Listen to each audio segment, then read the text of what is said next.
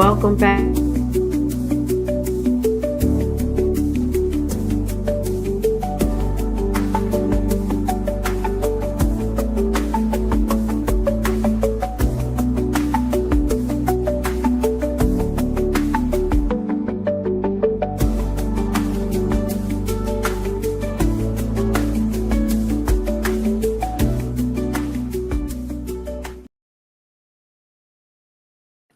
I can't welcome back and thank you to all my new subscribers, but I can't for the life of me understand why it take me so long to go live and I've been at home all day. But we continue up with Monster Kody. We just gonna do a recap. We remembering him because when I read his book in 1993 when it came out, the autobiography of a LA gang member, I was mesmerized because I could never understand how the gang banger mentality, how you protect something and you couldn't wear certain colors, especially in the neighborhood you didn't own. I still couldn't for the life of me understood that, and it made it so clear about the mentality. However, Monster Cody was fine. And so we just gonna finish him up today, and then and then I'm gonna get off into some Illuminati stuff and all that. But he died at 57. He was a best-selling author. He was interviewed by 60 Minutes, and I watched that back in the 90s on TV. Yep. Cody Scott was a notorious neighborhood gangster that school children trembled at the thought of him passing by his South Los Angeles home out of fear he'll pick a fight or steal their bikes and lunch money. That's like Butterfly, said Skip Townsend, a former gang member, now a community activist who works with Second Call, a community based organization that serves high risk individuals. It's like, man, my stomach gets jittery because we have no idea what Cody is going to do. But on this day, as Townsend and schoolmate passed by 69th near Florence and Normandy Avenues, they happened to catch Scott on a good day. Townsend's schoolmate told Scott he had a stomach ache and was just trying to get home. Scott patted him on the back. All right, I'll see you tomorrow, he said, then sent them on their way. The curious life of Monster Cody Scott was soon to emerge as a cautionary tale of redemption and relentless tug of gang life. Because he went from a gang banger to more like an activist and changed his name to Sanaya Shakur. And then I didn't know he became hooked on drugs and he died in a homeless encampment at 57. That broke my heart because he was one of the most intelligent. He was so intelligent. He could have been, if he wouldn't have chose street life, he could have been anything. Because I remember Pretty Boy saying that when Monster Cody wrote him letters, he would have to use a dictionary. And anyway, a well known game banker in the 70s, Scott remarkably became a motivational speaker, best selling author of the 1990 book Autobiography of an LA Gang Member. I read that book in 3 days. I gave it to my homies in the hood to read. About two or three read it. And I mean, I was so mesmerized by Monster Cody. Anyway, he was an eight tray gangster. He counseled others to avoid gang life.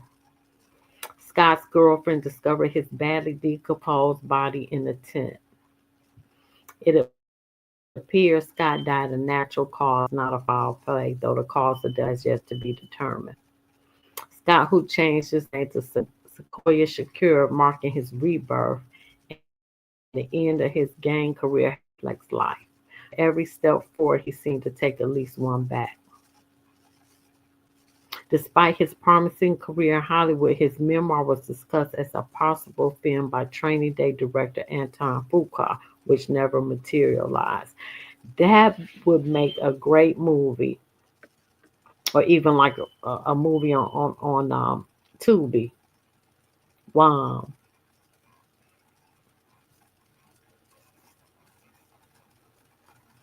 He had been working on another book and in talks with a streaming service about adapting his story and launching a podcast. He would have been great as a podcast. His father is supposed to be late LA Rams running back Dick Bass, who died in 2006. He was initiated in the eight trade gangster crips at age 11. By age 13, he was given the nickname Monster after beating a man so badly that the bystanders said the person who was responsible for this must be a monster.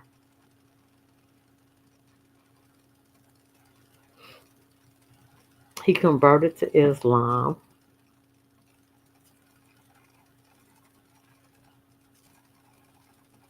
Bean remembers him being an avid reader whom she considered intelligent and someone could easily hold his own when they playfully traded insults.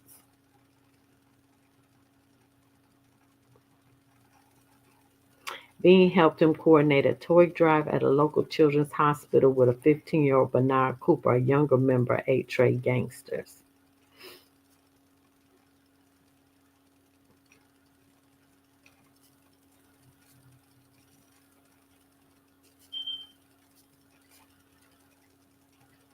She said, I never had nothing for love for him. I know he was fine.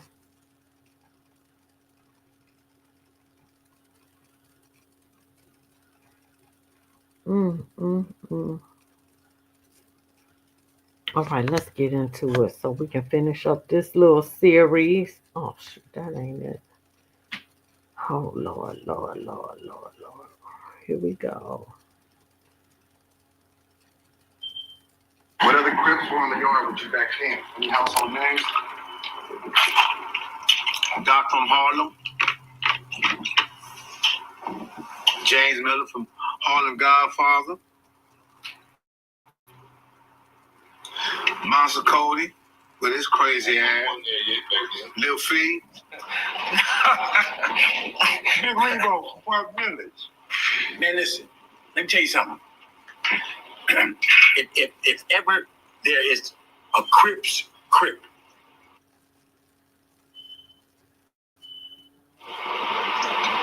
no flair, no gimmicks, no additives, no preservatives, all fucking natural.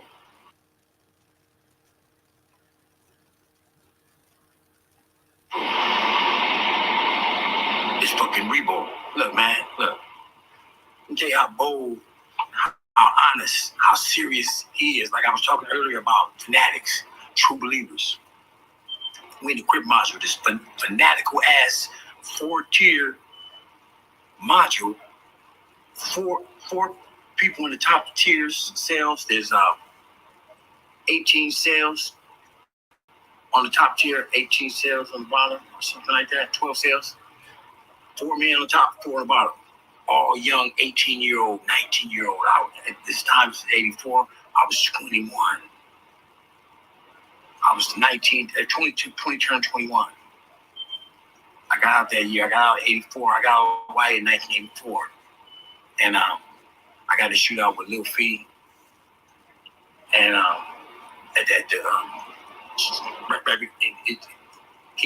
case that he's in jail already been committed already. I believe we had to shoot out. He ended up getting captured with a strap. I ended up getting captured for that shootout because 3 people got shot. So I ended up in the module. So I'm in the module with Big Eddie Boy, Lil Fee, Big Snoop. Oh my God. So he was locked up with Eddie Boy because I've been watching Eddie Boy because he was in Eddie Boy went to loose cannon bail hearing. Damn. Wow. So Eddie Boy come from that generation. Well, my generation. Wow. Red Hill. It was Gang 6 there, right? It was like it was enough to be a menace. I say 12, Where's my 14. lighter? So they was there. Horse was there. Wow. There was a little cat named Gator there. And little Gator, it was all gang writing in the cell, so I came up with a marker. And I told Gator, well, he was younger than me, but it wasn't nobody said triple or nothing. And he said, "Hey, Marshall, let me use that marker, man." I said, "Man, don't fuck my marker up, Gator." I said, "You fuck my marker up, I'm gonna knock you out." And everybody started laughing. They thought I was playing, and I kind of was when I said it. And then at that age, you can't pull nothing back. So anyway, he takes my marker and he breaks it open and strikes up all on his wall. So at child that next day, and he gives it back. It's dry. So we walking down the tier, and I turn around and I get off on him. Boom! And I knock him down. But he don't go out, but he don't want to get back up. So the next day, they bring little feedback from high power. Now he charged me 4 murders. Damn. Now he said a great Rebo and some other cat. So when I walk by going to showers, little P said, "Hey, cuz, what's this about you knocking out my little homie?" So I look at little feet. Man, this motherfucker is just like a fucking reptile. That's the only way I can describe him. Even then, before I had the articulation to describe him as a reptile, the dude looks like a cold ass reptile. I mean, like, and I mean that in an evil. I'm not in a put down way. I mean, he just looks like. I mean, like, in a minute he's gonna go like this. I mean, his eyes are cold in his expression. He had them light colored eyes. He had that pointy nose. I said, "This motherfucker is fucking reptile." It was crazy, right? So anyway, I said, "Look," I said, "Hey, homie, say 4." I said, "Hey, I did all the riding I'm gonna do on your hood. I ain't even tripping on that." So he said, "Y'all did some riding too." So then Rebo stepped up. He in the cell with Lil Feet. And Lil Feet looking at me, I'm looking at him. And Rebo get inside of Lil Feet's head and say, right in his head, he said, "Put that A-Tray gangsta lie!" He said, got right in my face. On the other side of the party, say, "Put that rolling 60 lie!" You motherfuckers just tripping, cuz. He went on a cold crip thing on us, right? And it was pride holding us up, like we didn't want to look at each other, but that shit was hitting us, that fool Rebo. So that's when I first really started taking notice of it. That this dude is like a fucking wild ass southern preacher with this shit. This dude is a crip. Oh man, monster. Man, monster. Damn. I can't even believe Wack was. Yeah. Growing up on the East Coast, when we was in juvie and all that, we read books about this side. You know, outside of colors, the book that we had in jail was Monster Kody book. Yeah. That was a great book, a lot of lies, but great book. It was exaggerated. Wait. Hold on, nigga. What do you mean? Exaggerated how? There was a lot of it exaggerated. How? Monster Kody was a dope fiend. Damn. Monster Kody was. Hold on, because they talk about Monster Kody like how they speak on Big U. But then I'm gonna say this: you can't be a dope fiend, right? That means you fell victim to the game, right? And still get the same credit and the same statue as somebody that didn't. You understand what I'm saying? Absolutely. So I'm not saying he wasn't a rider in his own way, but you know, shit. If any of us write a book, you know, we're gonna make it seem a little more than what it really is, because guess what? There's people on the East Coast that's gonna read, and y'all gonna believe every motherfucking word you believe. Yeah. You read, you know what I'm saying? So I'm not saying that the nigga. I never knew he was a dope fiend. This done broke my heart. Damn. Punk nigga, none of that, but they tried to make it look like when he walked in the motherfucking room, it was just silence and everybody was shaking in their boots. That nigga was some A-Tray gangster. That nigga had a notorious enemy called the Rolling 60s. And them niggas was feeding on each other. You know what I mean? Outside of everything else they didn't get along with. The whole hood's the car. What about the East Coasters? You know what I mean? You know, understand where you from. Right around the corner. Nah, anything with an owner, anything with a neighborhood on it was his enemy. So he damn sure wasn't walking in nothing, shutting shit down like that. Right. You know, I ain't taking nothing from, You know, I really read the book though. No, it was a great book. The great book. He wrote 3 books. I only read one. Well, Monster Kody was the one that changed the game for people on the East Coast reading that shit in the joint. And that's a fact. He did. Remember the book I heard people talk about it, like he said. When you read Monster Kody, the book idea I had a book idea where the book is, I kind of got it from Dean Koontz. I know you read his book, Dean Koontz. How to be 2 or 3 different stories going on, and they all come together in the end. So I was telling Draws, we should do the same book. Like, he start off the first 2-3 chapters, and then he is pick up from where it's at, and then as you get to the end of the book, as it did in reality, shit come together. Let me ask you. What's up, y'all? It's Top Media TV. Make sure y'all don't forget to like and subscribe and hit the notification bell. Damn, Wack 100 ain't got no chill. Oh, this is Top Media. Him, you know, on the $1 Million Worth of Game podcast, talking about Monster Kody, you know, saying he was a dope fiend and how he was exaggerated, respected enemy who he would. Stay straight. He'd have been a mark. I look up to him. I got a lot of respect for him. You know, some people just can't live out here. Yeah. This world's a trip for some people's mind. Yeah. It's that challenge. You know, what he's talking about is we got homies who can navigate while they're in prison, incarcerated, because that part is penmanship. Ooh. Yeah, Sim's right. I mean, he was very intellectually stout, but when he came here, the discipline of not dealing with, you know, falling to that crave, he couldn't handle that. He couldn't master that. But he was a great adversary because he was an adversary to us. So, you know, he was a gangster. We was the 60s, and he was a legend. Sure. Can you take that from him? He's right to you, Mike? You said? Yeah, we relate each other. Fine. He was trying to recruit Mike. For real? No, no, wait, time out. Can we talk about this man knocking people's eyes out? Why didn't you box? Why'd you do that? Why'd you box? That was wrong. This man knocking niggas' eyes out and shit. Said I was Big U, giving Monster Kody, rest in peace, his props for being a legend on the streets, even though they never ran into each other, you know. But let me know what y'all think about Wack 100, you know, just kind of going in on anybody and everybody, you know, I guess. Damn, I had no idea he was a dope fiend with his fine. He was fine. This 1993. Now he subdued the literary world with a memoir that some have compared to the autobiography of Malcolm X and Eldridge Cleaver's Soul on Ice. He is handsome, bright, and articulate, but he won't be making the rounds of the talk shows or book parties. That's it. I'm going to do it. Take the wall. He is presently occupied at the Pelican Bay State Prison, the Devil's Island of the California penal system, where he's serving a 7-year sentence for robbery and assault, indisposed to all but carefully screened guests. Escort coming in. He spends 22 and a half hours a day in solitary confinement, where he wrote his autobiography with a prison-issued pencil.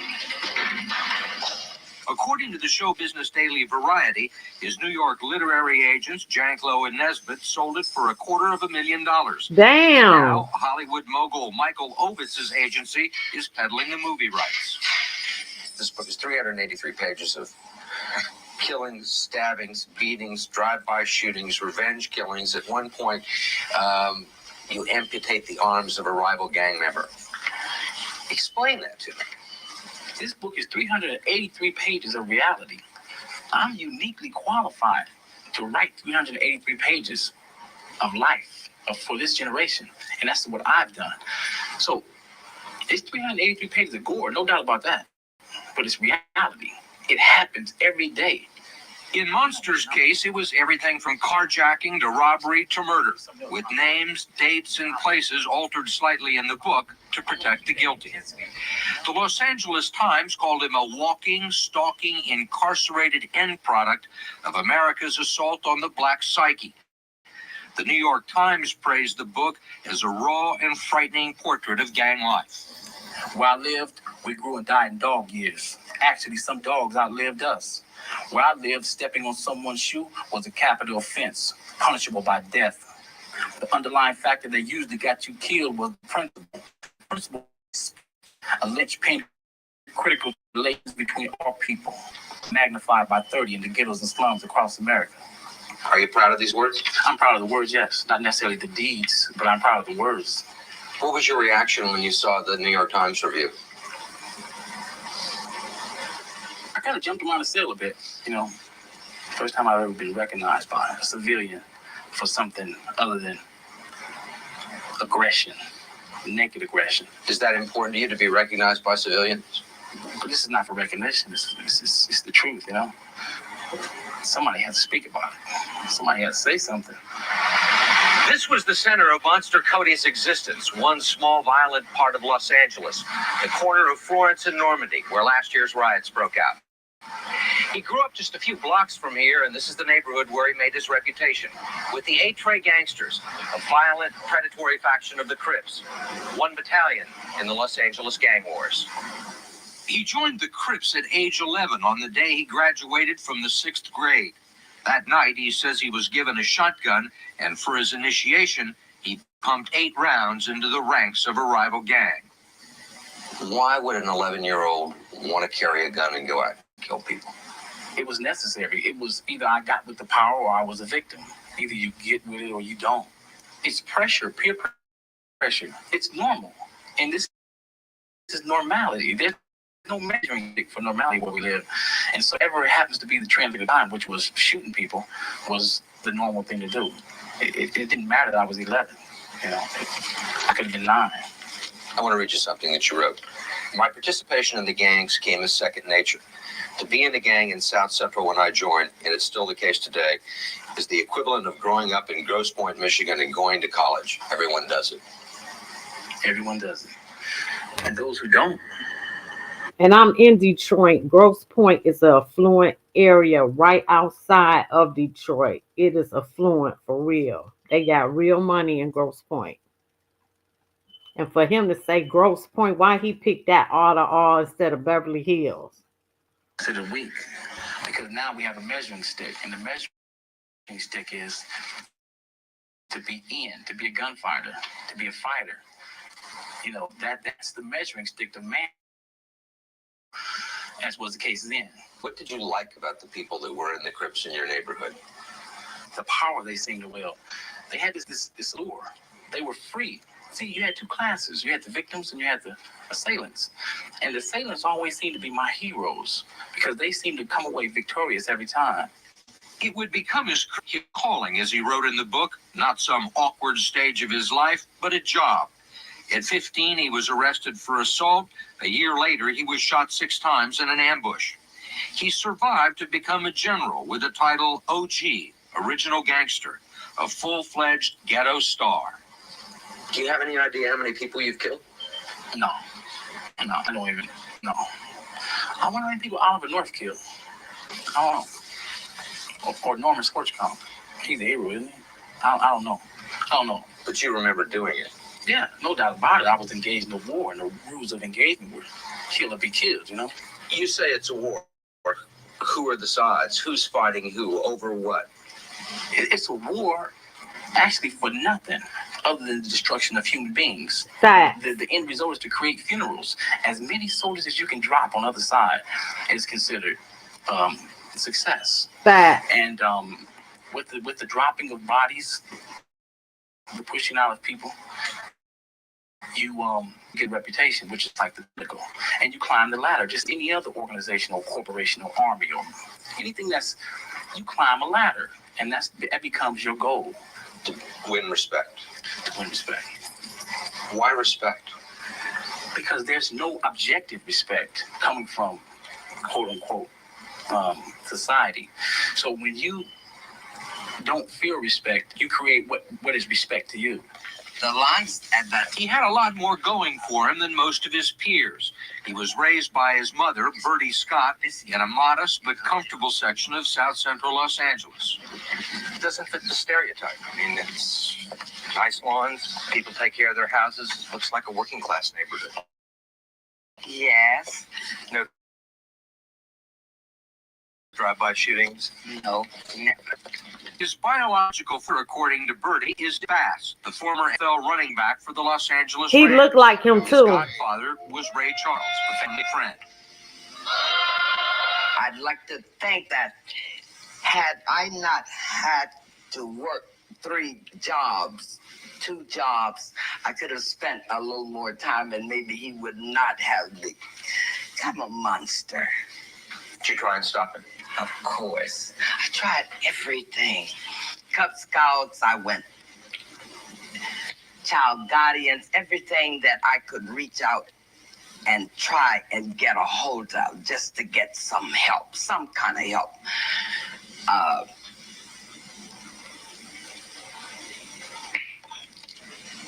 It just couldn't come fast enough because there were too many other children that were having the same kind of problem, parents having the same kind of problem, and there were too many people ahead of my little guy. And as time was moving on, he was moving on. So there was just no help. I want to read you something from the book. I enjoyed being Monster Kody. I lived for the power surge of playing God, having the power of life and death in my hands.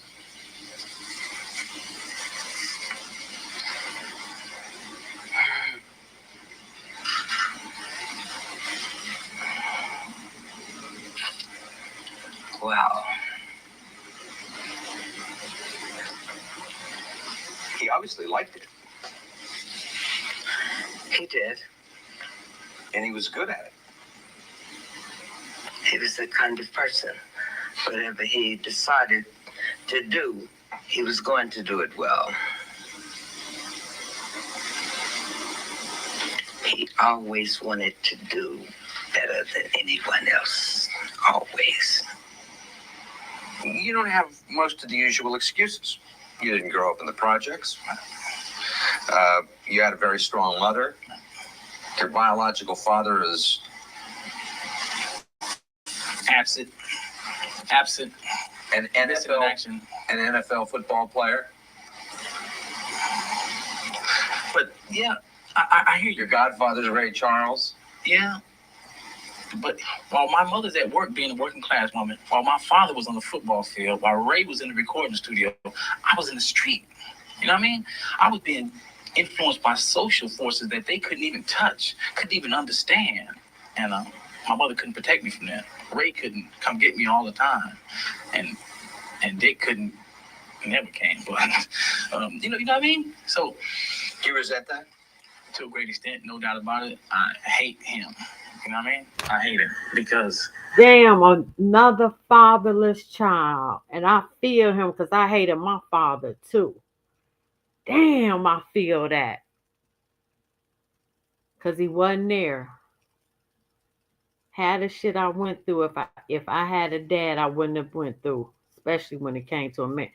Damn, I feel that. I hated mine too.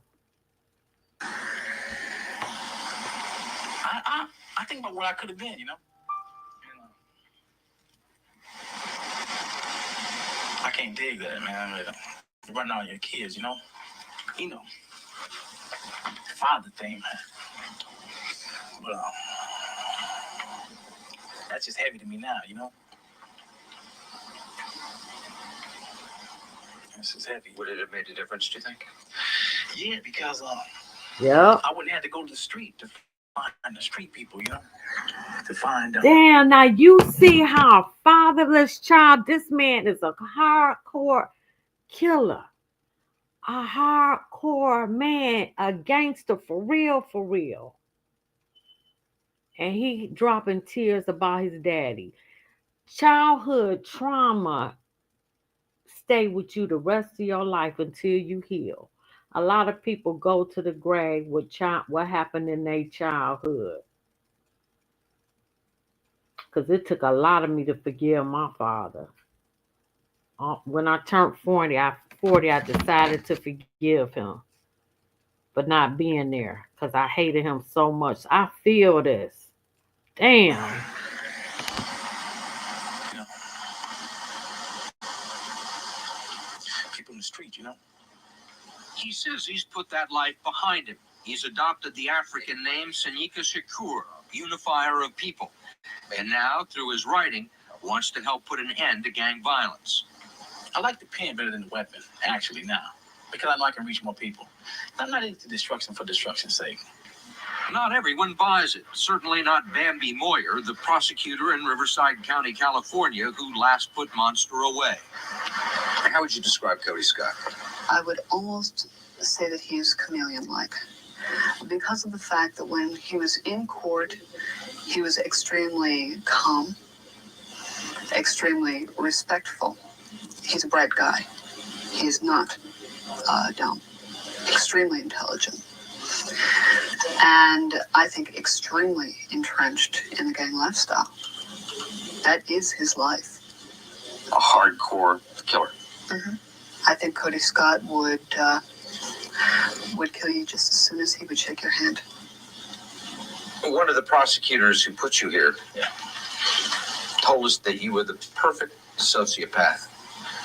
Somebody who was able to use their brains and their charm to manipulate people in society. Sounds like Robert Dole, doesn't it? A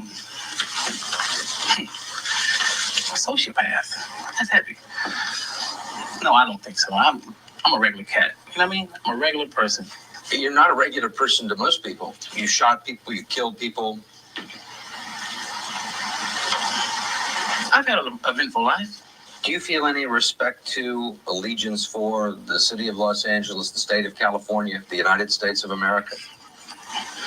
Not one iota. Facts. I'm even a citizen of America. I'm a Facts. citizen of the People's Republic of New Africa. And no, I don't.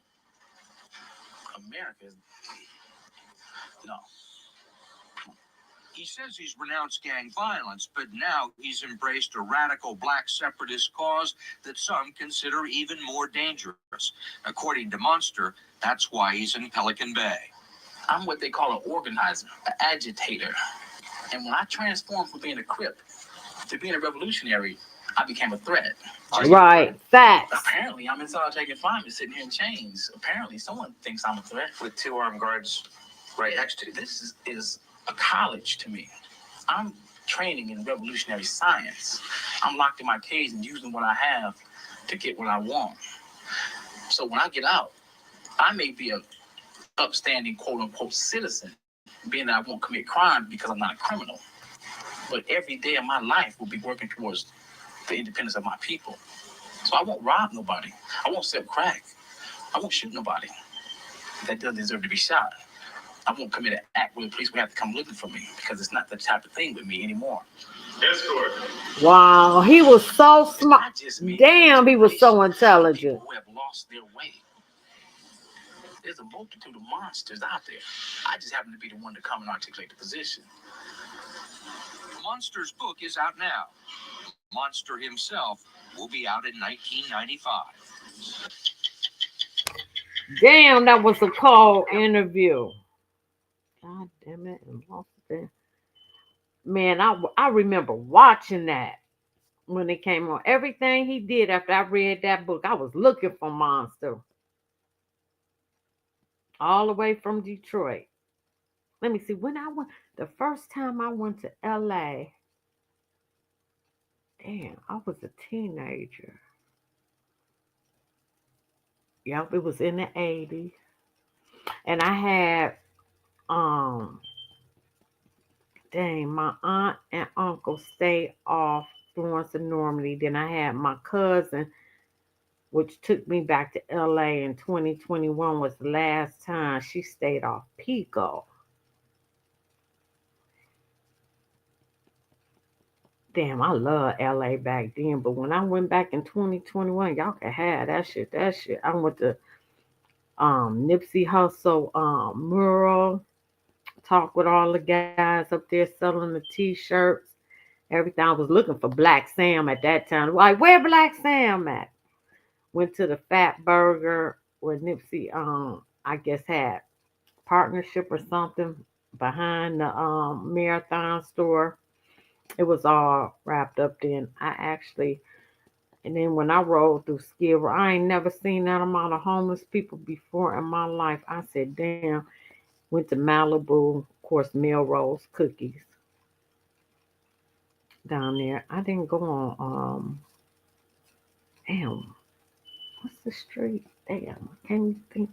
Not Melrose. Rodeo Drive. We didn't go down there. Should have. Oh, we went to Disney and still the Walk of the Stars. That wasn't even fun because I had did that before. Did that a few times. They can keep LA. That place is. They done destroyed it. They Newsom have destroyed that whole state. Y'all can keep it. I'm sorry. Y'all can keep California, the whole state of California for me. Mm-mm. It ain't nothing like it used to be. That is raggedy, dirty. I ain't never seen that many homeless. Everywhere you go, they everywhere. Everywhere.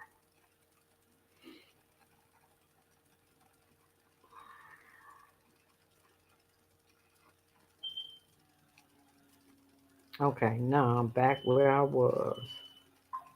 Damn. Hold up, y'all.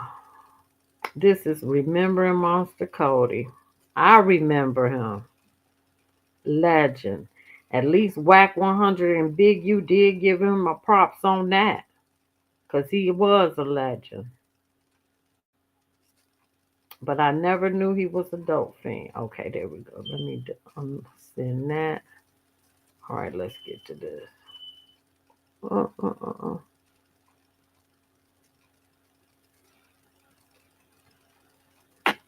Status in our area, South Central, from just basic atrocities. You know what I mean? Nothing that really caused me to think or sit down and solve a problem. I always was adding on to the problem. So, we get to that, but I was one of them dudes, you know what I'm saying? Front line.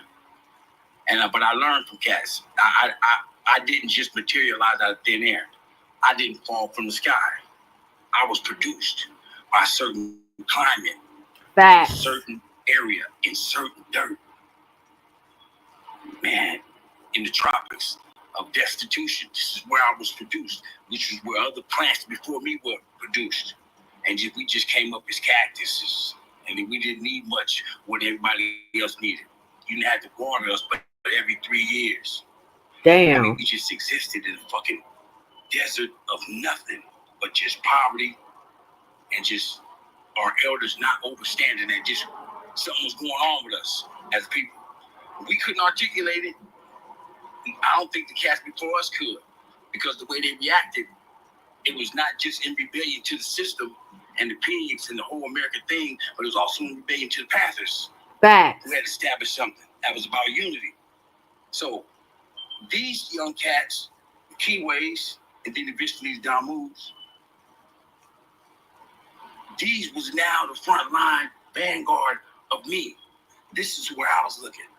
When they was looking at maybe Huey or Bunchy Carter or Craig Munson, Craig Credit, cats from the East, Raymond, before him and two hooked up. Man, who I am, man, is a product of all that. So in 1972, December, my mother moved from the Crenshaw district to 69th and Deaker. And it's something about this area, man. This is just a dynamic area. This whole little area, I'm talking about between Manchester and Slauson, between Crenshaw and Normandy. Wow. There's something about this area. Out of this one area, 5 people have written books. 5 people have written books out of this area. But not just that, out of this area on the west side of South Central, connecting streets to Florence and Normandy. This little area right here was really the command center of the West Side Crips. St. Andrew Park was the center of the West Side Crips Park. The H-Rays inherited that. This shit that the H-Rays got, that we got now, that we've been fighting 60s for 40 years, man. We inherited it. The war with the 90s was inherited to us through our relation with the Hoovers, but also as a consequence of us claiming St. Andrews Park. St. Andrews Park never got along with Sportsman Park. The Sportsman Park boys was the enemies of St. Andrews Park. So Tookie, Cutes, Rusty, Mouse, Todd, Chucky Madison, Gary Lane. I mean, these dudes using their whole names. I mean, these dudes was like rambunctious, serious giants. This is what I inherited. This is why. Dang, I love this history. 72, she moved to 69th finger. And I'm seeing these cats. This history. Every day. I'm seeing Cutes hit the corner every day. 64, Riviera. With the truck lights under the wheel wells, with the wheel well painted white, with the Kragers, the little 20s. Damn, I remember them cars. With his hands so he can keep the same song going. But just that visual. You see how boys in the hood or Minister Society slow shit down when they see a gangster walking, or the news will slow you down when they want to make you look particularly atrocious. Like they'll say, today, Kody Scott murdered 12 people and was captured. But they'll show me coming out of court, and I'll be saying to my wife, hey, babes, I'll talk to you tomorrow. But they'll slow it down there, and it'll look like this.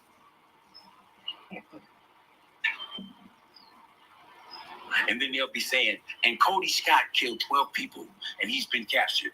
You see, they'll make you, so your visual ain't lining up with what you're hearing, but the hearing is more evil.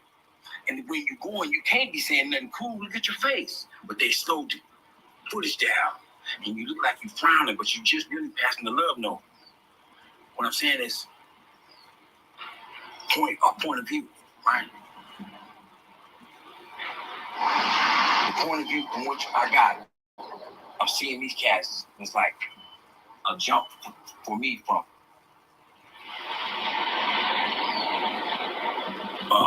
World War II movies that was popular at that time when I came up. Wack.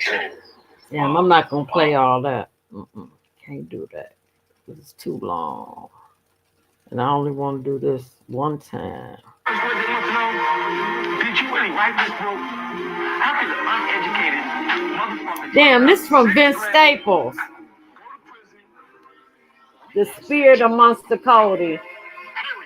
You do not breathe. Period. You go to prison, juvenile hall, camp, youth authority, prison. You're going to join a prison gang. You're going to either get stabbed, you're going to stab people, you're going to spend the rest of your fucking life in solitary confinement. You are finished, Kody Scott. And I said, no. Fuck no. Hell no. I ain't finished, yo. Got a spirit of a thug in me. And not just no regular ordinary thug. I don't know, like CQ. Motherfuckers who run against the system. And that's thug shit. Damn. Vince, I like that. The Spirit of Monster Kody. Wow. This is Kev Mack.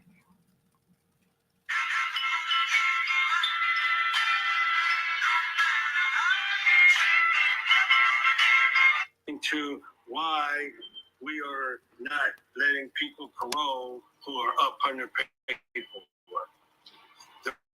Those are the people that would help me the most out OG here cut to curb this youth violence and the shootings. I need reputables.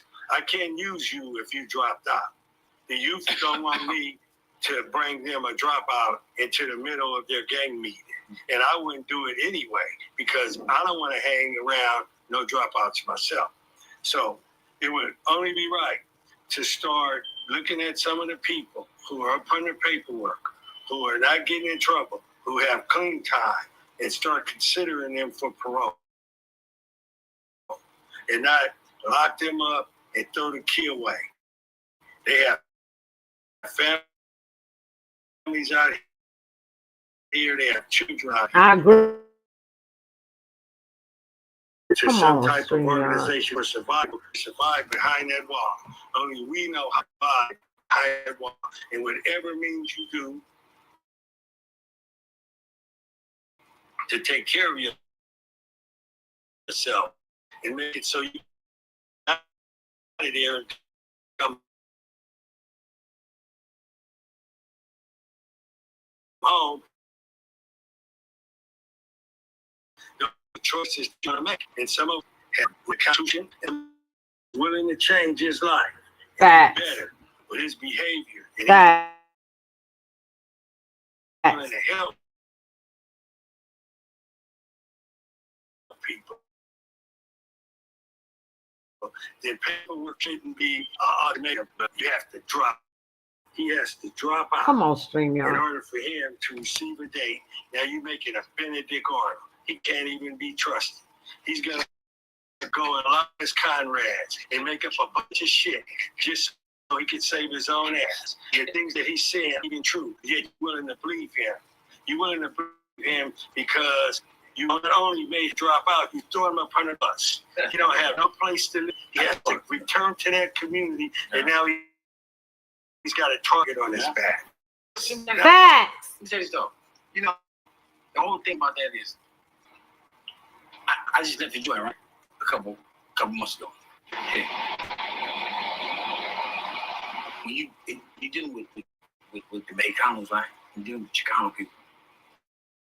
When you're dealing with the woods, and when you're dealing with the northern, on what they tell, you're dealing with organized crime. So these dudes is being subject for some other crazy shit that they're doing. Whatever they little homies doing, extortion, all this. So when you start fucking with that, you get contaminated. With the Africans over here,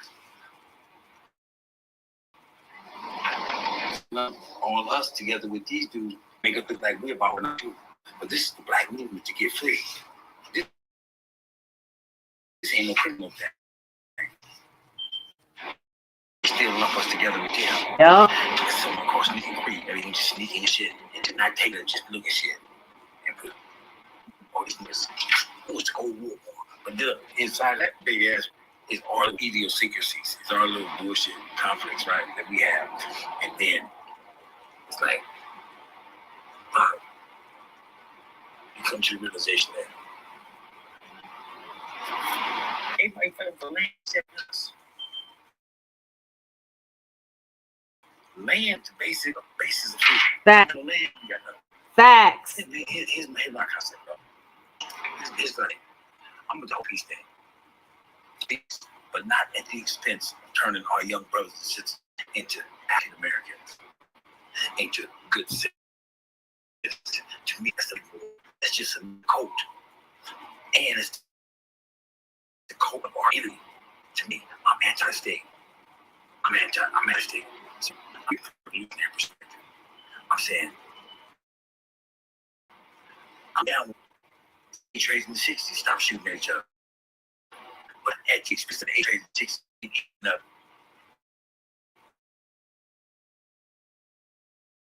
in another part of the country. Damn. We never send their sons. They always send us. That's the problem I had with let's just stop it. Hey, Money Low, we're now South Central LA tapping intelligent. Right. This is my last thing. I'm letting this fly.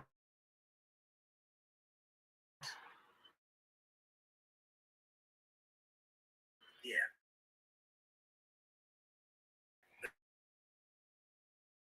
Let's stop shooting at each other. But that ain't let's stop. Black. Fact. This was 5 years ago. He talking about Bernie Sanders, Kamala Harris. I don't know why anybody would have voted for her anyway. But anyway, that's another topic for another day. Damn. You know, I'm backing up. Now, look, I'm living the square life. I'm an American. When you go back into that, you're still trapped. And then it's going to be another war somewhere else where you can try to squeeze out of just to be yourself. Because in America, you can't be yourself. Because that's revolutionary. Is there a politician that you support? Yes. Who? The gun. Damn, he said the only politician he support is the gun.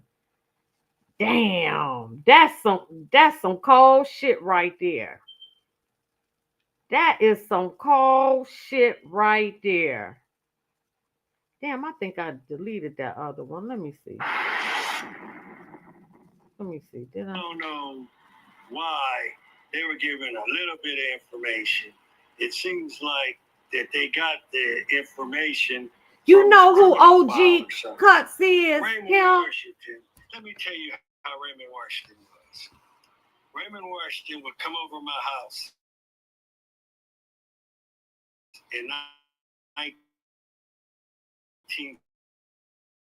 1971, 72. The history. My mother would say, "Who's that out Come there on, blowing stream, that y'all. damn This horn?" the history. Out got the window was Pookie and Raymond sitting in the car. Out of the car, they said, "Hey, cute, let's go to the cat house." The cat house at the time was on Crenshaw and Washington. They would have dances. So I to the, you want to go with us? I hate stream, y'all. It's in the car. Me and Rusty. When I went in the house to get Rusty, I went and got a sawed-off 12 gauge. I put the 12 gauge inside of me and covered it. Now I get in the back car. I'm in the back seat like this. So Raymond's talking, the radio's going, Pookie's talking. You know who he is? Money Low.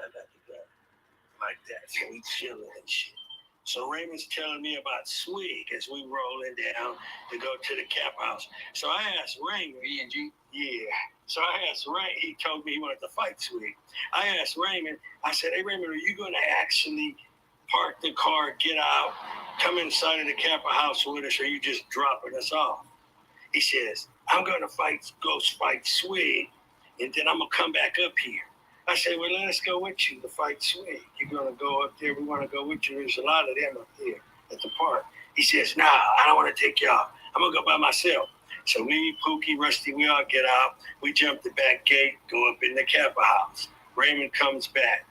And Raymond was a kind of a guy, he liked it to dance. He liked it to crack jokes. He liked it to have fun. He was a friendly person. He was a Bogart. He could be a Bogart at times, but he was not a bully. People who say that he was a bully didn't know him.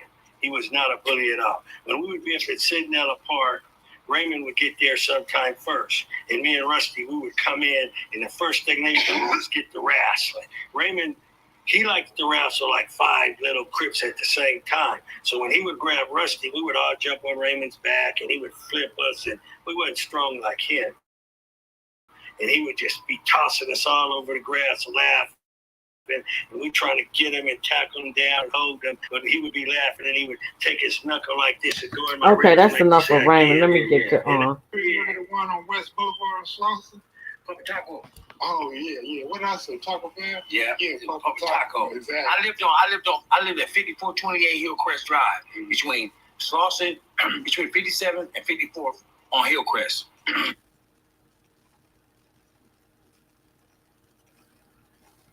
I went to 54th Street School. I graduated from 54th Street Elementary, across the street from Junior Blind. In the whole area. I ride my bikes to Tony Trails. In the back, Ladera Park, all through trails. I used to slide down the hill with the cardboard. I used to go to Sidnella Park because they had the pools. You know, I've been all through the Felipe's, all the Dons, all the streets back there, up there, all through the Baldwins, Windsor. My godfather's Ray Charles. So I stayed up in the hills a lot on North Ridge. Up at the top of Windsor Hills, stayed up there. Two Reese had a house at the corner. Flip Wilson lived down the street. I can Tina Turner's crazy ass kids was down there. No one else lived on that street. My grandmother. No. That was good. It wasn't fucking regiment. It was like. Okay, I'm gonna go ahead and get past that. Back to another episode of Warren Cali. In this episode, I'm going to detail the story of Fred Hill from the Rolling 60 Crips. Now, the first big Snoop Dogg wasn't the rapper from Long Beach. This is Warren Cali. Crip OG named Fred Hill, a.k.a. Big Snoop Dogg. Fred was born around 1958 and would later go by the name Snoop Dogg. Fred would first live on the east side of South Central until around 1967, where he would move on 6th Avenue in the Rolling 60s turf. Now, Fred would gain a daily reputation in his community. Here's an early member, being around during the formation of the Rolling 60s, with him being around 17 in 1975. Some people will even say he'd be the one to come up with the name Rolling 60s. With his commitment to his game, he'd become known as one of the most fierce and deadliest Rolling 60 members of the 70s and the 80s. The 60s formed in the center of West and South Central and became one of the deadliest gangs in Los Angeles, taking several rappers like Bloods and later several other Crips. By 1979, like we all know, the 60s became locked in a war with another gang, also well known as Problematic and a ferocious gang in their area. known as the A-Tray Gangsters. The war got so deadly, bodies began to rack up on both sides. And Fred Hill, aka Snoop Dogg, was a person locked in on that war. He would gain a reputation for shooting at the A-Trays, and even from Monster Cody's book, he was labeled as an elite shooter from the 60s, along with people like Mumbles, Kida Rock, and others. Fred was such a threat, he even would be the one to shoot Monster Cody 6 times, which Monster Cody would go on to admit himself in an interview on Kev Mack's channel. Fred Hill was even had said to call Monster on his hospital bed after he was shot, and allegedly came to the hospital to finish Monster off. One guy got a beard, a mustache, one guy got a beard, and one guy's clean shaven. But they got dressed like gang members. I don't see no bulges where they might be armed. So the guy walks up to me and he says, "Aren't you Monster Cody?" So I said, "Yeah, I'm Monster Cody. I'm a trade gangster. What's up?" And the guy reaches in his coat. He has a pea coat, but he can't get through to the gun apparently because it's the button. And when he reaches in his coat, Lil Hunchy runs and leaves me. When I look towards Lil Hunchy to the left and look back, the guy shoots me in the stomach. Shoots me in the stomach, point blank range, no closer than you and I are, and blows me against the wall. And the impact of the bullet, it doesn't really hurt me, but it surprises me. And the force of it blows me against the wall. And just out of survival, out of the instinct, I rush towards him, try to grab the gun. And he shoots me in the left hand. And my hand hits the wall like it's blown off, where I don't look at my hand. But now I know it's time to go. I turn around and try to run, and he shoots me in the back. The bullet that hits me in the back knocks me down on my face, and I'm dazed. So now I'm getting up on my knees, and he kicks me in the stomach, kicks me over. So I have no alternative but to put my leg up, just try to shield the shot. And he shoots me 3 times in the left leg, and then they run off. But Lil Hunchy, he ran the entire block, and he comes back, and he asks me, "What happened?" "Well, damn fool, I'm shot." That's what happened. Right. Do some time for attempted what murder. The fuck you think happened? Fred went back into the streets, but in the 90s, he worked part-time several years as a gang counselor for the county agency, community youth gang services, schools, alternative residential facilities, and also church programs. But Fred was still an active member of the 60s, and he had the respect and the fear in his hood, with him being aggressive and stern. Some people will call him a bully, and his involvement in the 60s would never stop. Even the older he got, with him in the 2000s being in his 40s, Fred was even named in the 60s 2003 Gang Injunction as being one of the leaders of the gang, but Fred's position in the Rolling 60s will later be tested. A woman named Nicole will witness a meeting of the Rolling 60s at an apartment complex located at 6329 South 10th Avenue in Los Angeles on August 25th, 2005. Her cousin was a member of the Rolling 60s and had been killed the day before, and the meeting was discussing his death, and it was called by Fred Hill, who at the time had super OG status. The apartment complex was a well-known gathering place for the Rolling 60s, and Fred told the Rolling 60 members to wear white t-shirts to identify themselves as members of the gang. Nicole said Fred and a man named Little CJ began arguing over the fact that Little CJ had worn a black t-shirt. Fred embarrassed Little CJ in front of everyone. Little CJ later left the apartment complex and returned with a revolver. He fired the revolver twice and hit Fred. Fred tried to cover his face with his hand and was shot in the wrist and the head. Nicole saw Little CJ running away after the shooting, and an ambulance arrived, and Fred was taken to the hospital. Officers followed the ambulance, then interviewed Fred.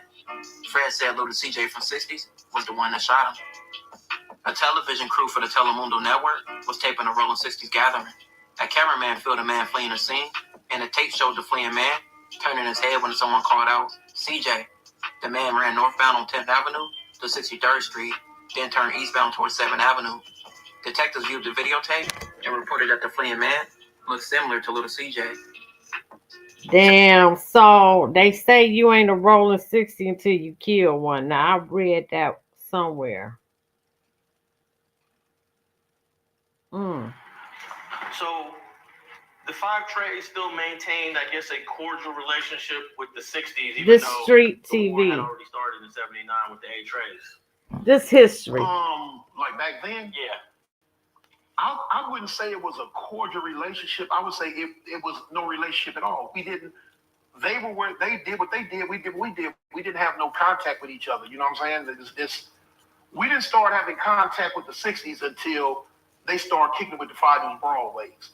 That's when little skirmishes, little fist fights at parties and stuff would start happening. But before then, we didn't pay no attention to them. They didn't pay no attention to us. So this would have been, those years would have been when Q-Bone from Five Deuce was probably part of that connection with the 60s in those years. Because he's about your same age. Yeah, we're the same age. I couldn't tell you.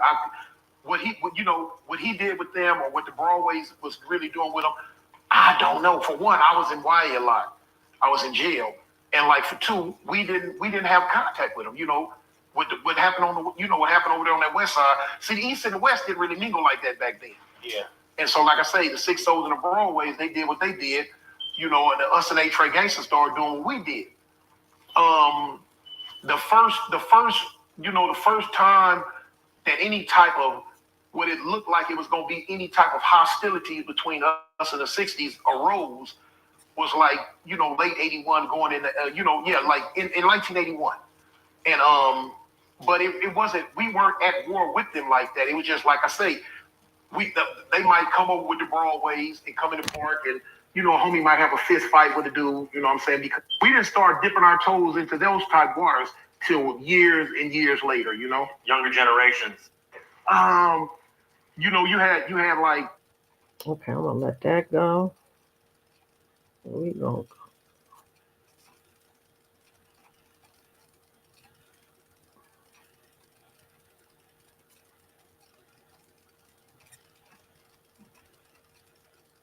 I joined the gang. This guy robbed me at the gate. And I came to the gate, I had a dime for milk in my coin pocket where I thought I had a good stash spot because my pants were so motherfucking tight. My mother had just made some bullshit. Anyway, I pushed to the gate, dude at the gate, getting his taxes, patting people down. He said, let me get a nickel. I said, I ain't got no money. He said, all I find I can have, because that was like the saying back then, all I find I can have. So I said, yeah, man, all you find you can have. So he started patting my pockets, but he couldn't feel nothing.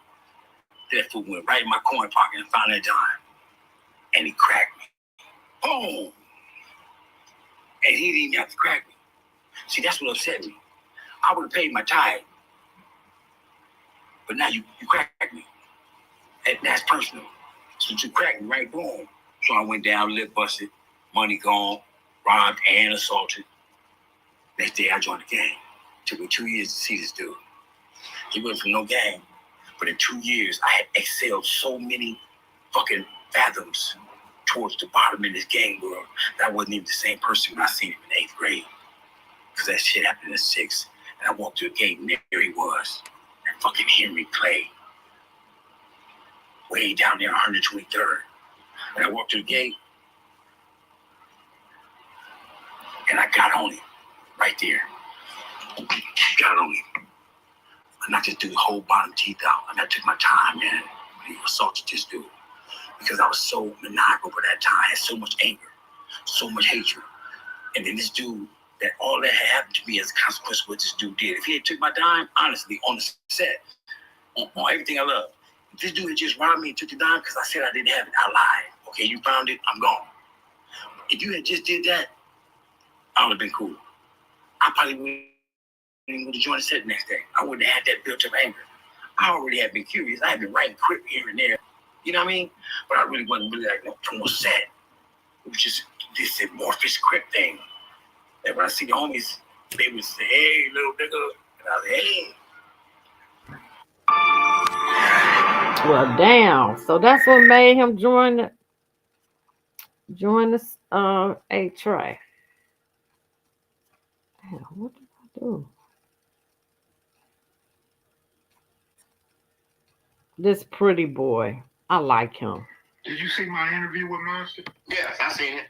What did you think about the part when he said pretty boy stuff came later? What did you get from that? See, when he said came later, it came later because me and him knew each other. See, the homies that he was fighting then, they was already going at it. But me and his stuff came later because we started off as best friends.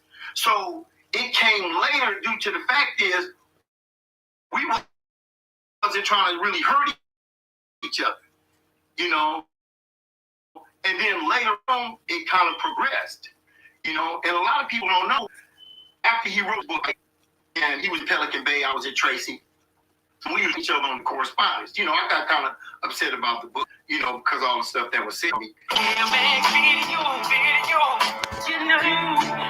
Let's scare Matt. We was gonna do this, so I said, "Cool, right?" You know, and we started laughing about, you know, girls that we used to mess with at the same time. So, you know, it was like, you know, it was like we kind of forgot about the war.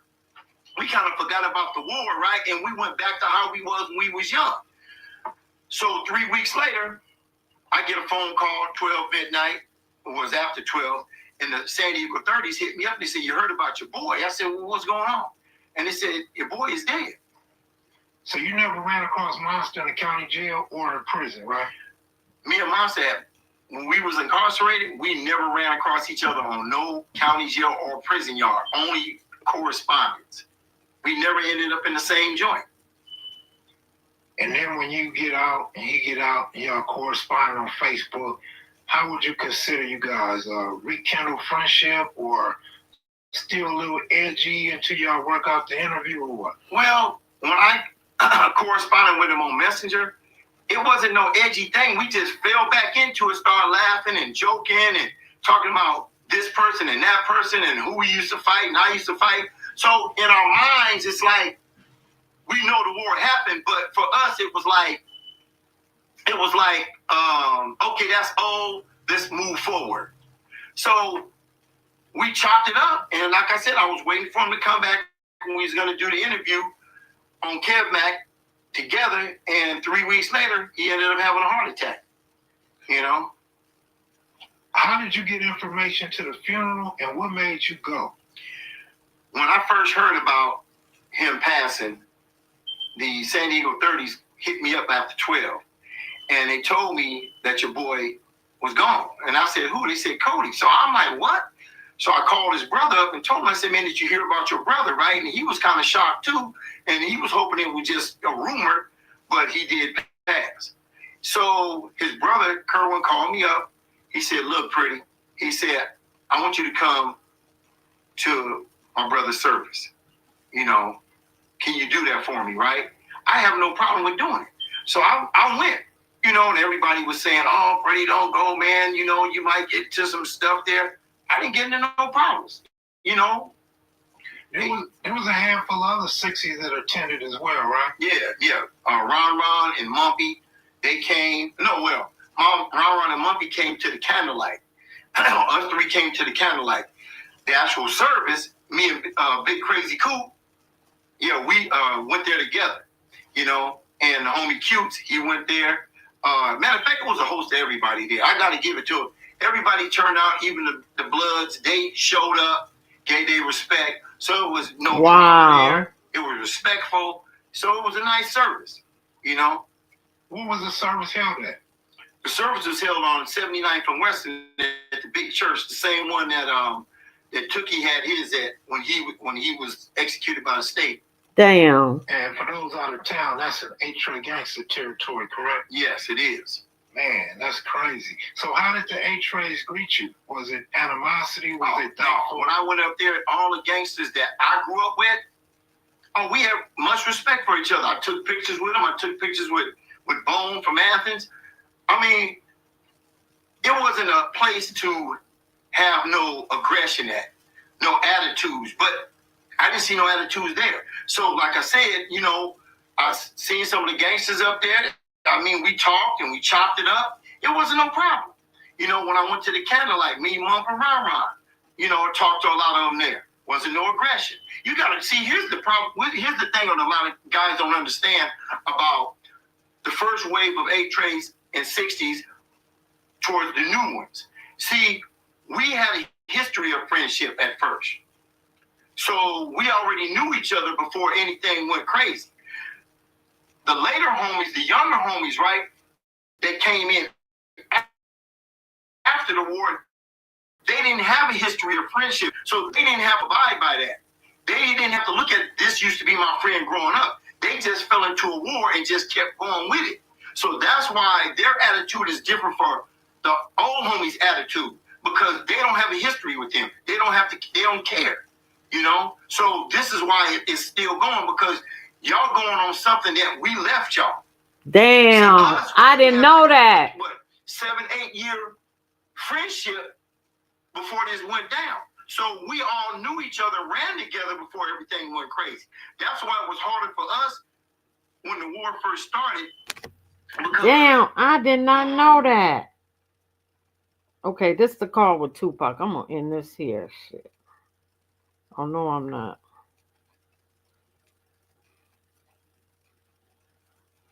I'm gonna have to do a part 3.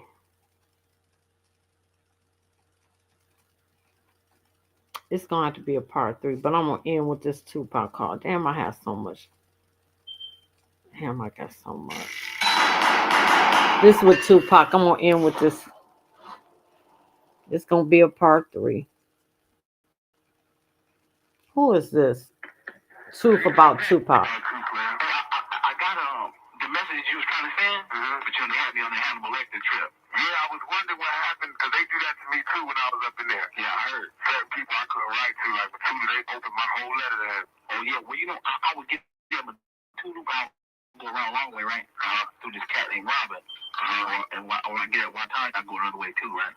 But I was scared to do that shit. I didn't want nobody else to get the letter because this other cat wrote me and said that you talked to him and it was cool to send it through him, but I was like, shit. Yeah, I know he said that. Right. Everybody know I'm trying to get at you. And that was a good shout out you gave me, man, in the vibe, man. Oh, you know it's all real, man. I've been trying to tell you to your face for the longest time. I'm telling you, hey, but you don't remember we met, huh? Nah. Uncle McCool. My God, said it was up in L.A., right? Hold up, man. I don't remember that shit. You don't think who it was? It was me, you, it was Jack Speedway, Asanea, Dara, who was kicking over Makungu's pad. I don't remember that shit. Yeah. You know, I'll be butted out, though. I know, homie. Hey, you got my number here, though? Nah.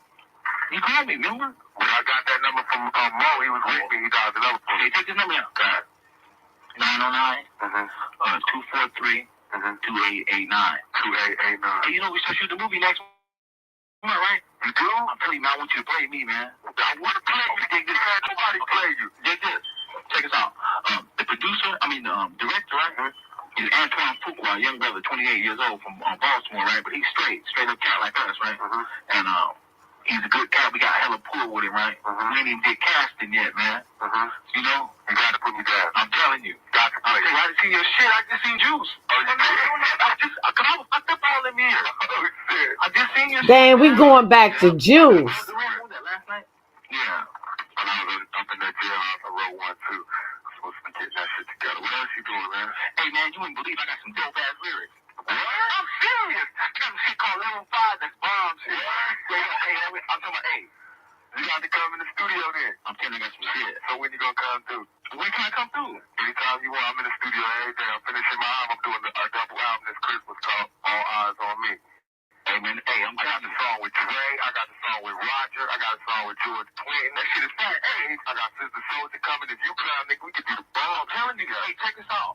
I'm telling you, that shit you shot, man, So Many Tears. Yeah. I mean, I burst out in tears when I heard that shit. Like that shit? Man, you shot that shit.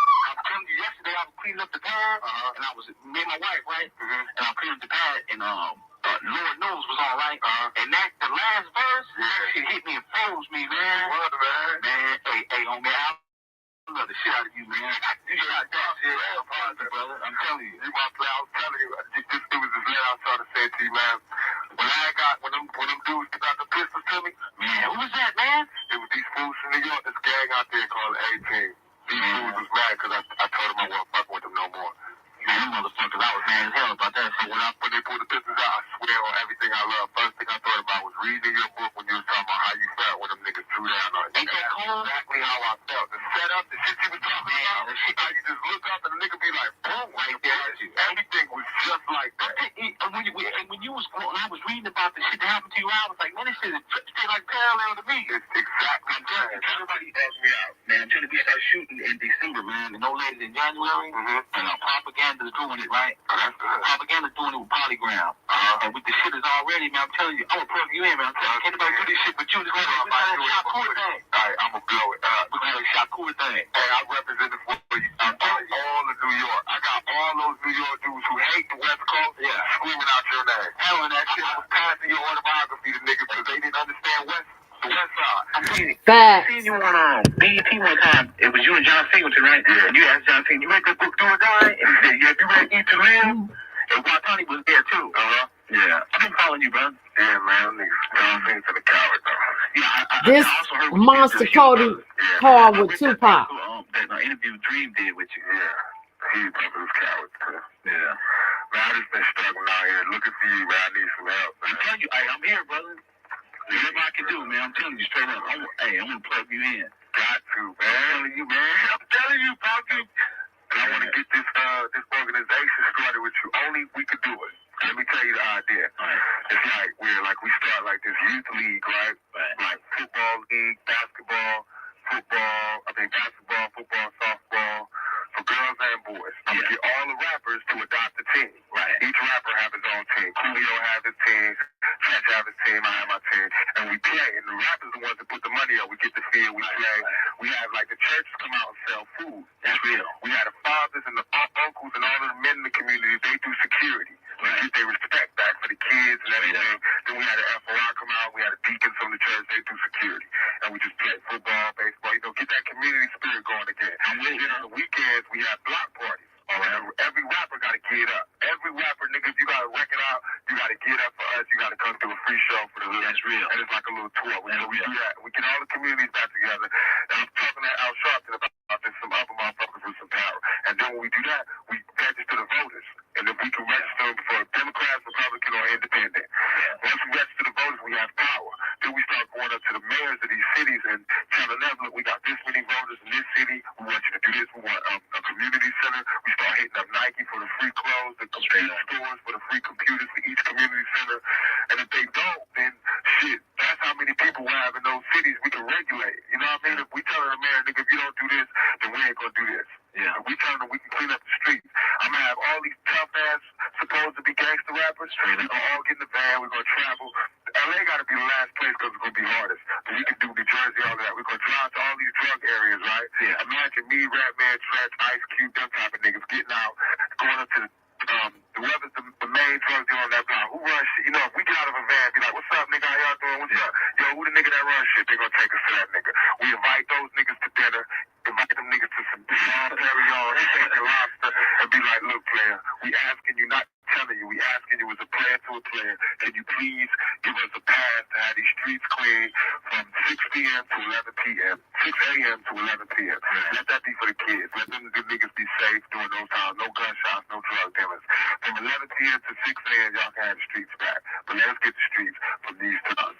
Then we can get these politicians. I talked to Al Sharpton, he said he can get the police to like chill out on those nighttime patrols if niggas can get the streets clean from 6 to 11. And you know what else too though? When I talk to you face to face, I'm dropping some shit on you, right? Some other stuff too, right? But yeah, that's that, man. You know, we're all that, right? And you know, that's my type of work. Yeah, we need power, man. I'm telling you, hey, dig it, man. You know, hey, I'm telling you, we got power, man. Yeah, we need power. Power is numbers, and it's like we rappers, man. Why we don't have it? We got the juice, we just ain't doing nothing with it. Because it ain't collectivized. I tell you what. Did you see them cats in Chicago? I think they was GDs. Yeah. They put people in the street. I know they be looking out for me when I come out there. And they be running people on the ticket like for council. I know. They got this dude, what's his name? Some nigga they just had out there, but he lost. Yeah, he came close. Gator, yeah. He came close though. Yeah, there was some good cats too, man. I went out there, they be looking out for him, but they be gang so like the one set want me to be down with them, and the Blackstones want me to be with them, and be with them, but yeah, I had to run it with them in Milwaukee because that was when that little kid died. Yummy Sanderson. Yeah, I heard you sent a shout out to him. Yeah, I did a show that next day after they just killed that kid. Yeah. Because you heard what happened, right? Yeah, they executed him. Right, they executed him. And I was out there when I did the show. The gang was in the fucking audience. The whole gang had like brought out the stadium. Damn. So I'm rapping to the niggas that just killed this little kid. And they all screaming out thug life. And I felt bad. Like, wait a minute, they got it twisted. Yeah. I started cursing them niggas out. Like, y'all niggas cowards. Y'all niggas cowards. Y'all killed that kid. Y'all niggas was punks, man. I hate all you niggas. I hate all you. Them niggas start throwing shit. We heard out in the stadium. Damn. It was tough, man. The whole gang tore up the whole neighborhood. But then I started getting letters from that area with all like the mothers, the girls was writing. He like, thank you for doing that because everybody's scared of these niggas. See, that's what I want to do. That's right. I want if these gang niggas ain't gonna get straight, then I want to take them out That's real. Because if they don't, it's making trouble on us. Yeah, because if you ain't part of the solution, then you're part of the problem. No doubt. Therefore, you can be trying to whack us anyway. No doubt. See what I'm saying? So shit. You know, business as usual. That's how I feel. But just for the forces of good, man. You know, I'm with all that, Pac. You know, anytime. Anything I can do, brother. You know, that's what I'm about, man. I've always been less of a talker, more of a doer. And you know, you know, that's just my style, man. Yeah, no doubt. You talk to Bone? Yeah, in fact, me and Bone, he's gonna do something too. Yeah, Bone is doing, when they shoot the movie, Bone's doing a documentary called The Making of Monster, right? Oh, he is? Yeah, and he's also doing another documentary, man, about street organization. Yeah. Old footage from the Panthers. Yeah. And, you know, the shit is fat, man. How's Mom's doing? She doing good. She just had a show in Vegas. Did she? We had a big-ass show in Vegas, me and the dog, because I'm on death row now. Yeah, hey, man, congratulations. Thanks. You happy over there? Yeah, that's all right, so far. Hold on, let me tell you. Hold on one second. All right.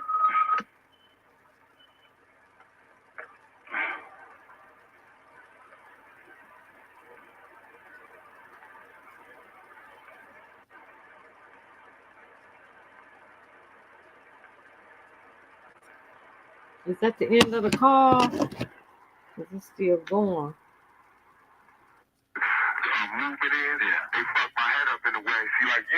This the call with Monster Kody and Tupac. Gangbang shit first. Right. My shit, the gangbang shit comes second to me. Right. Now I'm trying to make it come first because that movie shit will fuck you up. Movement shit got me loving every brother. Yeah. You know what I mean? Therefore, you know, every brother get next to you, right? And every brother got you. I'm there for you. You know what I mean? Yeah. Niggas need money, a job, I'm with you. But niggas can come up to me with guns on, niggas be hugging me with texts on, you know what I mean? Ridiculous though. You know what? The thing is, man, we gotta be individuals too inside the movement and wherever we're involved in, right? Mm-hmm. We gotta be able to differentiate between cats that are firm and cats that ain't firm. And sometimes it takes some kind of a test, right? Mm-hmm. You know, when we talk about, for instance, me, man, you know, I am who I am. I survived through what I survived through by being intelligent, by not allowing cats to outsmart me, put me in precarious position where I can get whacked, right? So I choose my friends very, very carefully. And I understand there's layers and layers. I know that's right, Monster. Some I hold close to the body, man, like a vest, and then others I hold at arm's distance, and some I just look at, and some I don't even fuck with, right? But the circle is small, but the ones that are in there, I believe are trustworthy, right? For instance, you and I have been primarily through the same shit, man, in our lives. And, you know what I'm saying? And we're like 10 years apart almost. So it's like, you and I share almost common destiny. Mm-hmm. You know, what you grew up in is what I came around to. You see what I'm saying? Like, I pointed out that the banging shit was first with me, and then the movement. With you, the movement was first, and then the banging was second. I'm getting around to where you grew up at. And I'm getting around the way you grew up. You see, so who else better? You see who can get along than you and I, and watch each other's back. Because you want it, I want it. Together, you know what I mean? You know, you got the courage of a gunfighter. When I read that shit, what happened when Jim Hansen wrote that piece down there with the pigs, right? Yeah. I was like, that's my boy, man. You know what I'm saying? See, that's another problem. I'm helping another nigga. Nigga, I don't even know. Nigga in the middle of the street getting beat up. I'm helping him. He run off and don't even help me. Yeah. That's up, man. These niggas, they shot me like, when the shit happened, when the white guys pulled the gun on me, I was prepared. You know what I mean? I was trying to react. When a nigga pulled the gun on me, I like froze up like, oh shit, a nigga gonna kill me? Yeah. I'm telling you, you know what we should do, Pop? I'm telling you, me and you should sit down, right? And we should do a book on you, man. Yeah? You know what I'm talking about? I'm talking about trying to do that. Check it out, man. Instead of autobiography or something like that, based on your life, like Malcolm and Try Out with Alex Haley, I'm telling you, man, the shit that you've been through and I've been through, just like my book, man, I had to document that shit. Hey, your book is cold. The autobiography of an LA gang member is cold. It's a classic. They don't like nothing. They was loving you. I had motherfuckers speechless. They was reading niggas that can't read. Was reading that book. I'm telling you, that book was, I read it in 3 days. Explosive, and I'm telling you, brother, I guarantee you, before we even get through with the book, Hollywood will be on our job. You know, I'm telling you, man. They already want me to do something. I've been holding them back because I can't get the right one. I asked like Maya Angelou to help me write an autobiography. She was like, okay, man, but it's a time thing. You know what you need? And also, too, you know what you need? Somebody to write it from our level. Yeah. To keep the slang, that is shit right. Angelo might put some perfect English in that motherfucker. And then gonna come out. You and I, we're gonna kick the language we kick. The shit gotta be like your shit. I'm telling you. Hey, but you know what you gotta put me up to? What? Overstand. I'm telling you. Put me up to overstand, okay, man. Dig it. This is the thing. All right. Lil Must tried to do it one time, but I ain't catch it. Okay, dig it. The word understand, it's a play on one's person, right? For instance, to understand, to stand under, to be below, and be demeaned. And so when you're under anything, it's hard for you to get a whole view of what's going on above ground. So when you're under, you have a disadvantage.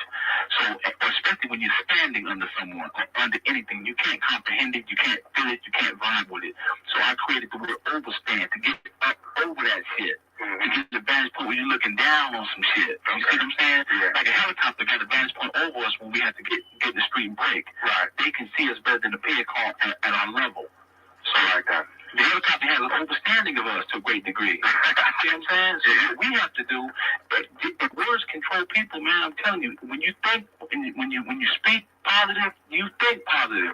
So all the time I be trying to understand shit, get a full comprehension. You feel me? That's right. So yeah, that's where it came from. That concept came from. Man, I'm so happy about that shit, man. Man, they had me on. Hey, they had me like pops. I'm telling you, me and Pop was had, because when they had Matula over at Marion, right? You know, we were getting our correspondence on. Yeah, man, he did. Of course, I endorsed it, right?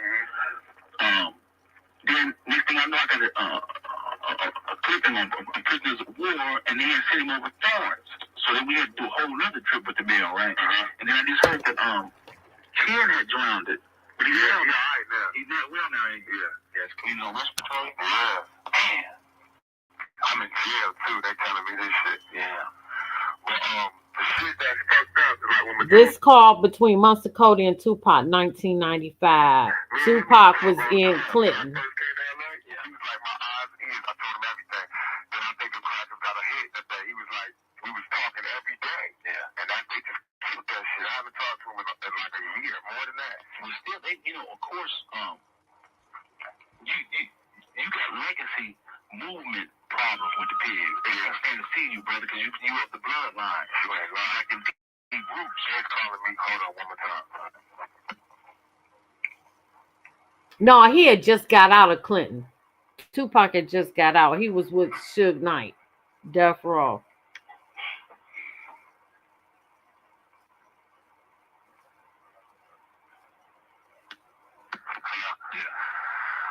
Man, they was calling, man, the shit that I couldn't even read your shit, like how you be saying when you was up there, niggas like hit a nigga in the nuts and all that shit. Yeah. You ain't lying. I get up there, these motherfuckers calling me nigga, and I'm bugging out. I never had no white people calling me a nigga, and nothing happened. And in this year, I was there, you get 7 years if you touch the police, no matter what. What? 7 years, no matter what. And I was in maximum security. At Dannemora, huh? At Dannemora. Then they had me in a special program, like a federal program they got called APPU, Advanced Placement, something. Yeah. Where it's all like notorious motherfuckers. Yeah. So I'm up in there with niggas with 80. Yeah, one more time. I'm up in there with niggas with 80 years, 60 years. I'm doing 1.5 to 4.5. Yeah. And I'm knowing my life in danger. These niggas ain't never getting out. Yeah, I seen moms on Teen Summit. She was explaining that, right? They had you in the maximum security prison. Yeah. And I was locked down 23 hours a day. That's how they had me. That's how I even broke a rule. And that's heavy. They didn't give you the opportunity to break one. They was like, it's for my own protection, because I wouldn't sign into 2C. Oh, fuck that. So they got mad, right? Because he was telling me, you're going to die in here. You're going to die. I said, well, I'm going to just have to die. I'm not signing no PC. He's like, well, we're going to put you in IPC. That's involuntary protective custody. Right. So I'm fighting. I'm getting lawyers to fight me to get out of the IPC to get me in population. Because they put me in population the first day I got there, right? Huh? Hell yeah. Even though I'm on the other side, I'm with all enemies. These niggas say, because I'm throwing up west side. I'm banging on the East Coast. That's right. West side, niggas, any team, everything. So when I get there, the pigs didn't give me no toiletries. You know when you come there, you get that cot, you don't get nothing else. They made me like, it was a bloody cot, blood all on the cot, no nothing. They left me in population for like 2 hours. In 2 hours, I had everything I needed. Niggas brought me toothpaste, toothbrushes, banger, niggas was bringing me knives, weed, heroin, cocaine, everything I wanted. I was like, nah, I'm cool, homie, I don't need that. I gave niggas the bangers back. I didn't want no bangers. I want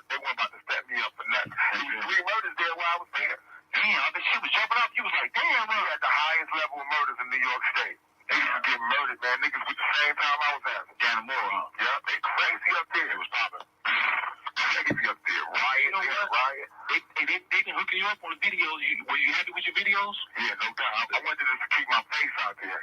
Yeah, they shot that shit. Yeah, we finna shoot another video this Wednesday. That's cool, man. Me and Dre finna do this shit called California Love with Roger. Okay. Damn, that's how long this was. Man, I'd be glad to see you back out there too, man. Oh, I got to take it all back, man. I won't be happy till I do it. Cause they gotta be sorry for what they did. I'm telling you, hey, I'm with you, man. We got to. Hey, but check it out. I wanna come down and chill with you, man. Come on, man. What's up? We be having operations from the bottom. Yeah, they be up in there with me kicking it. Yeah, I like them. I give a shout out to them, yeah. But I'm telling you, I got some lyrics, man. Come on, you come with some lyrics, you can spit on any one of the songs I got. I got some shit, I'm telling you. That's for sure. We could do a song. You just gotta come on. I'm in the studio today. I'm in the studio every day. What about Friday? Friday, I'll be there. That's what Sister Soldier coming too. Okay, I'm gonna call you. What time you before you be going? I don't run until 1 o'clock. Okay, I'm gonna call you, man. All right. I'll be here, man. Oh, I love you, man. One love. Hey, man, watch yourself, brother. No doubt. I hate to come there and catch it up for you. Nah. I'm telling you, don't send me back to Boston, man. All right, man. All right. Come check me, man. I will. All right. Damn, that's classic. Monster Kody and Tupac on the phone, 1995. I got to do a part 3, shit, because I be having too much damn information. Like, share, subscribe, leave a comment. Rest in peace, Monster Kody.